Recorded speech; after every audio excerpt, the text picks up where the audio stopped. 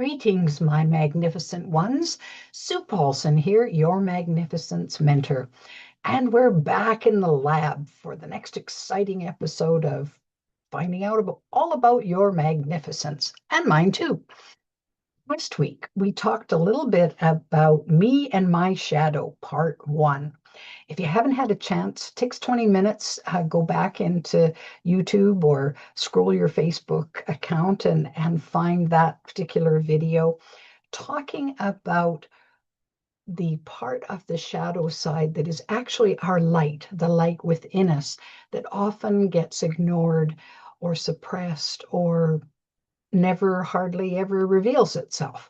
So look at that aspect. And this one today is about the dark.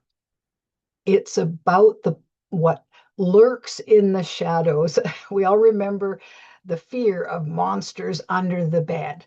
Well, somehow along the way we've experienced or we've been told or we've been taught or brainwashed to believe that there's something inherently wrong with us, that we're broken in some way.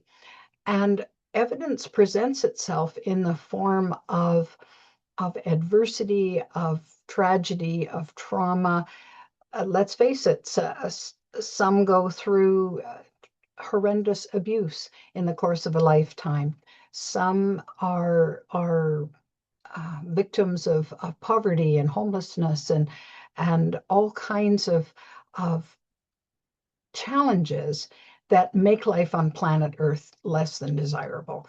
So we're we could consider ourselves the walking wounded if we wanted to, because there are plenty of cuts and bruises and all manner of things that some of which are visible and some of which aren't visible. So I want to talk about that a little bit today, because in light of the idea that we're not broken, we are not, there's nothing that we need to fix. Having said that, because of course we are these magnificent beings, however, in human form, we came to this planet to deal with or face or overcome or work through a variety of experiences that show us different things. And some lead us upwards and outwards, and others have us wanting to just cower under the bed and everything in between. So that's life, right? That's that's what we're here to experience. Many years ago, the phrase came out when this group was asked, well, what's the purpose of life? And they said, you're here to experience the experience of experiencing. And I thought about it and I thought, because I'd been told that, oh, we're here to learn lessons. And this group is saying, no, it's not about lessons, it's about experience. So if we take that page, I mean, if it's we're here to learn lessons, well, then that implies that there's something wrong with us or something that we don't quite get yet or whatever. And so there's this path. Now, not that learning isn't an amazing and wonderful thing. Of course it is. I can get better at playing the piano if I take lessons and I practice. So but that's a different scenario from the idea of being here to experience and embrace and embolden ourselves because of whatever experience comes across our path. So if we look at it from that perspective of experience and say, well, some of the experiences that come into my life hurt like hell. And some of them, it's the proverbial 2x4 experience right in the middle of the forehead. I've had a few of those. I suspect you have too. Well, it causes us in this lovely brain scenario that we have to want to know why. Well, why did that happen? And what does that mean? And what do I do now? And there's all kinds of questions that come up, some of which we never get the answers to. In fact, one of my personal growth teachers, when asked a question about, well, why does that happen? And she said, well, because it's Tuesday. And the questioner looked at her and says, because it's Tuesday? And she said, well, maybe the answer isn't that relevant. Like, would it make your life any better to know why? Well, in some cases, no, it doesn't. So we have this whole kind of, I guess, fearful relationship about delving into the inner depths of ourselves, because I know in my 20s, when I had an opportunity to face whatever monsters were behind the closet door, it was terrifying. And I didn't want to open that door. I was pretty sure there was going to be some really yucky stuff in there. But my dad didn't raise a coward. He taught me to just move forward despite the fear. So I opened the door. And much to my incredible surprise, I didn't find all kinds of terrible things about me that needed to be fixed. I found me and this lovely soul that was the essence of me. And I was quite astonished, quite frankly, and I have to say a little relieved that, oh, well, okay. Well, did it mean that I didn't have quotes flaws or things to work on, or I wasn't doing things that were less than effective? No, it didn't mean that at all. But it just meant at my very core, there was this beauty, this magnificence that had just been covered over with layers of mistaken beliefs, of mistakes, plain and simple, of failures, of all kinds of things that I had learned along the way that weren't necessarily true. One of the examples that I can point to when I talk about the dark side of things, I read Byron Katie's first book, in which she describes this lengthy suffering that she experienced with depression and suicidal thoughts and worthlessness and on, to the point where she became a danger not only to people around her, but to herself. And so she was institutionalized, and her self-worth was so low that she didn't believe that she deserved to sleep on top of the bed. It was just a metal frame bed with a thin mattress on it. She didn't even feel worthy enough of sleeping on that bed. So she slept under the bed on the cold cement floor. Well, this carried on for a while, and one day she had an epiphany, and she came to this awareness that just blossomed over her, that said, it's not what happens to you that causes you to suffer. It's your thoughts that cause you to suffer. And of course, she began to think about that. And when I read it, then I'm thinking about it. And so there was this level of all-encompassing acceptance that came forth for her, where she realized that if she didn't give any weight to any particular thing, she just accepted it for what it was right in front of her, what she called the reality of it, then her thoughts didn't drive her wild, that she had no emotional hit because these thoughts weren't going off in all kinds of wacky directions that caused her to suffer. So I like that, and I've come to admire the work that she's doing as a result of that, because it has helped pull an awful lot of people out of that suffering mindset, because they just think differently. And one of the questions that she has you ask yourself when you're thinking any thought at all, and particularly if you're thinking dark thoughts, it's, is that really true? Can you absolutely, without a shadow of a doubt, say that that's true? Well, lots of times when I ask myself that question, I'm shaking my head saying, no, I don't know if that's true. It's just something that I thought might be true, or somebody told me was true, but I don't think I can prove that. And if it's that important to me, well, maybe I will do some research to see if in fact that's true, or I can prove that. But most of the time, we can't prove it. I mean, we can prove the weather by taking a thermometer outside and seeing what the gauge is, and then based on that, say, okay, it's 20 above or 20 below, or whatever it is. And but there's lots of things that go on, and we say, well, oh, my neighbor hates me. And was that really true? Uh, well, I get these glaring looks from this person, and so yeah, I'm pretty sure it's true. Well, have you ever had a conversation with your neighbor? Well, no, I why would I? Because I think my neighbor hates me. And you see the path that that leads down, and so the fear sets in, and pretty soon, you're glaring back at the neighbor, and it sets up this condition, none of which is true. It's just made up.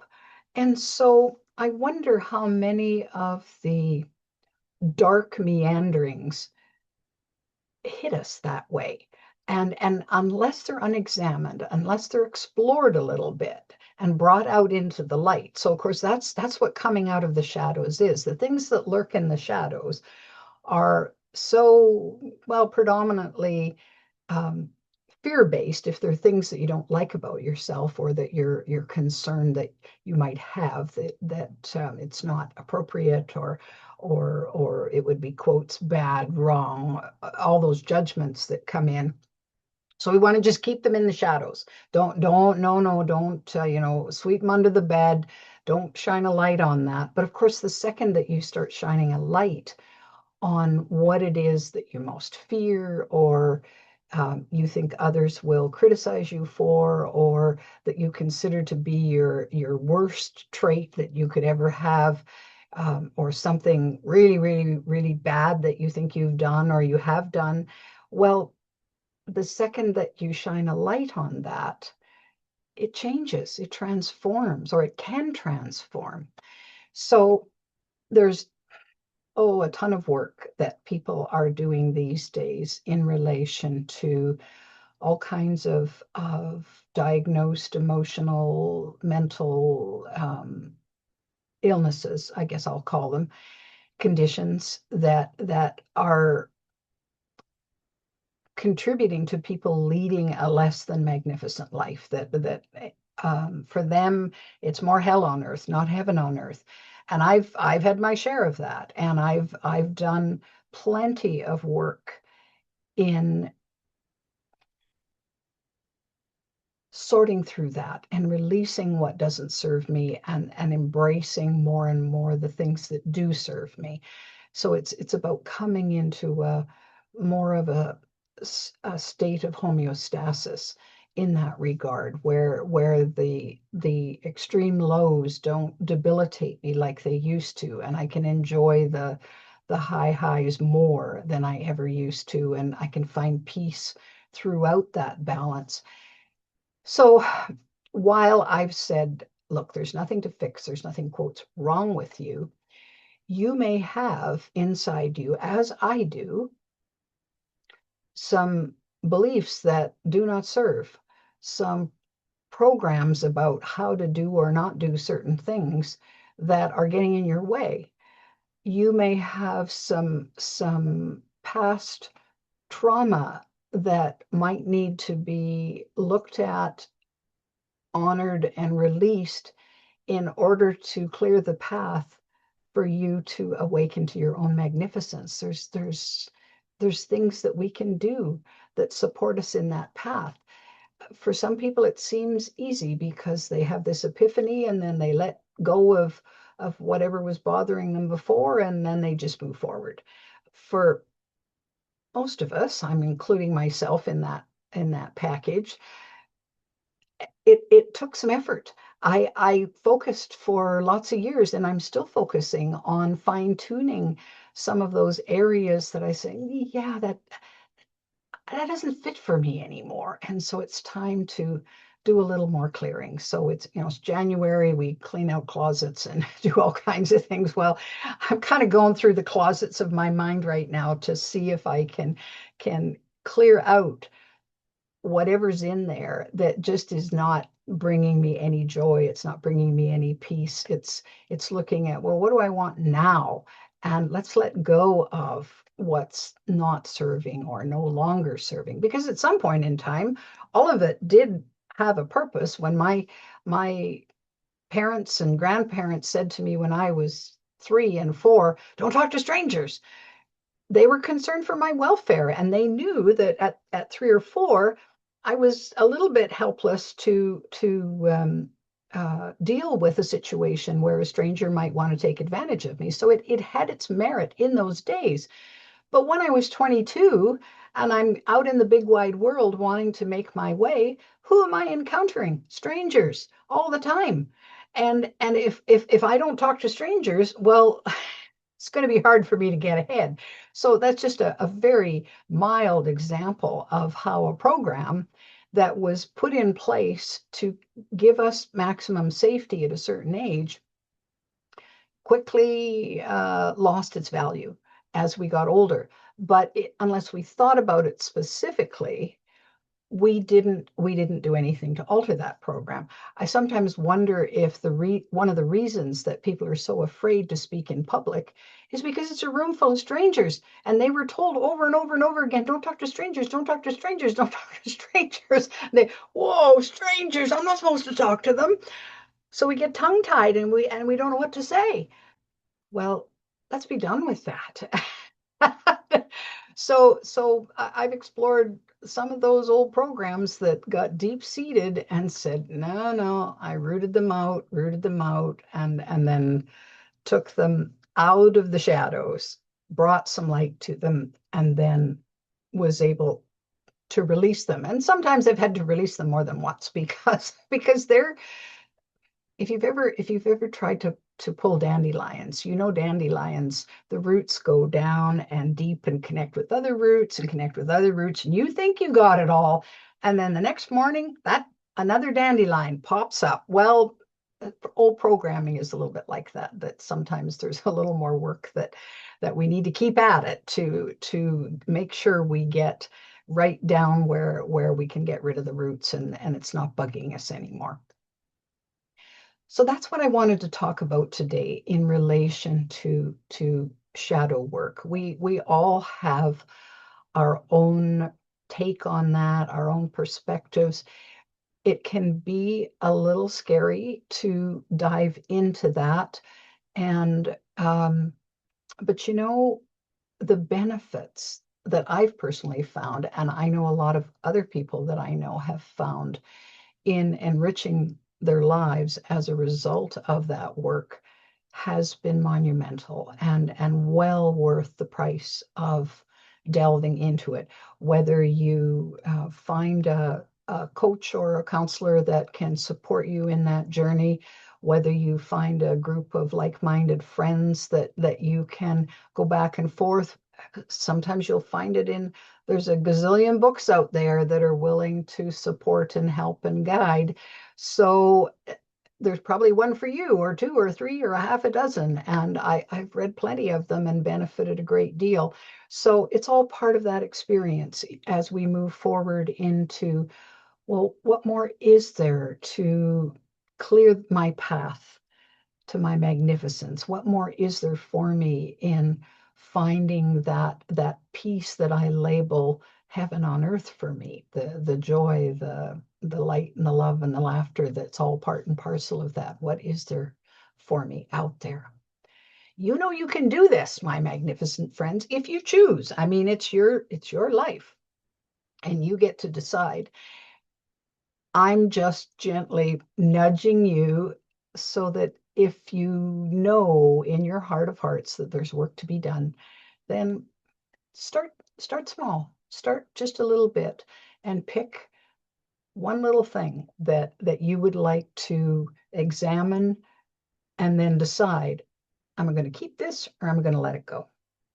And then the letting go can be very free. Until next time, go be your magnificent selves. We'll see you soon.